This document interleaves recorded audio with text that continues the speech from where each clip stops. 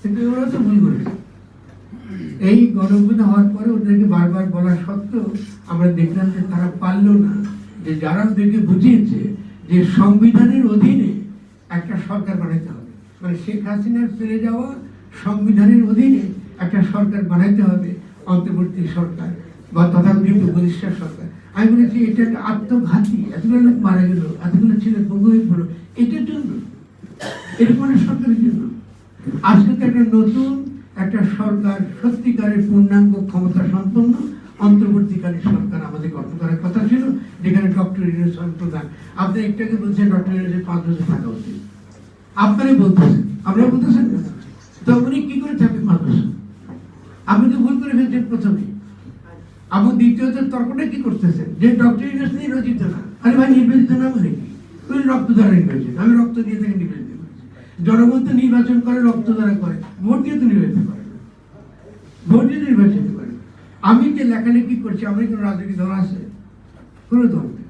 আমি তো লিখিত কাজ করতেছি, আমাদের রাজনৈতিক ইচ্ছা অভিপ্রায় জনগণকে আমি রিপ্রেজেন্ট করি, ফলে জনগণের কাছে আমি পৌঁছাই।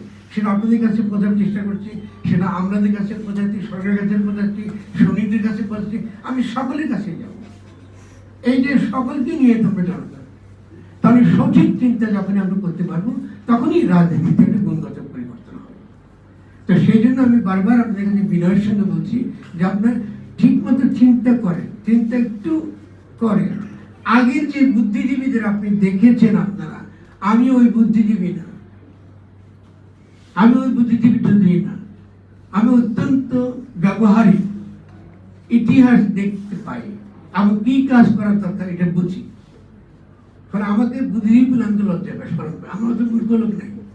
আমি সারাক্ষণে শিখি, কার কাছ থেকে শিখি?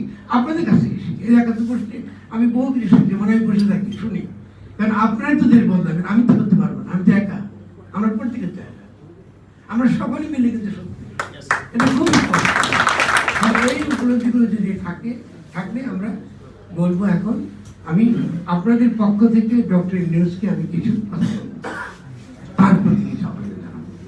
আমি বলবো তিনি কতগুলো বড় বড় ভুল করেছেন, এই ভুলের মাসুল আমাদেরকে আগামী দিনে দিতে হবে, এবং আমরা আশা করবো তিনি এই ভুলটা নিয়ে শুনবেন। প্রথম ভুল তিনি করেছেন, একটা তো ধরুন সংবিধান অধীনে ঢুকে ফেললাম গণঅভ্যুত্থানকে, এটা ভুল। কেমন এখন আপনি এই কিছু করতে গেলে আইনের কথা বলতেছেন, কিছু বললে ওটার কথা বলতেছেন। তো আমি আসতেছি সেই আইনের কথা বলে কি কি সমাধান তৈরি, কিছু তো আপনারা আলোচনা করতেন, ভাই আপনি পানি দিন, কিছু তো আপনারা বলতেছেন। আচ্ছা কি কি ভুল হচ্ছে খেয়াল করেন।